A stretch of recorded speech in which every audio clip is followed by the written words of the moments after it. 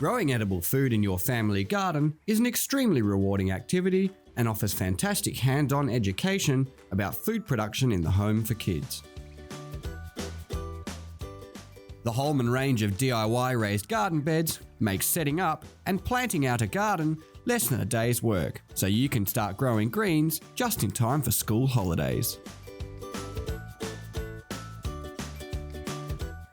The garden beds are of a modular design, meaning you can play around with different shapes and sizes depending on the space you have available.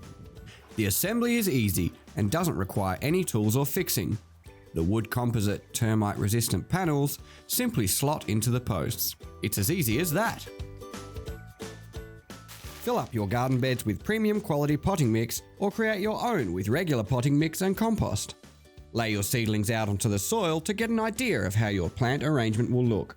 Place each seedling in its hole and fill to the top with soil.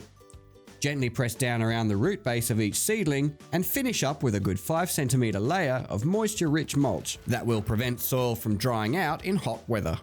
Watering restrictions vary from state to state, so check with your council what applies for your garden.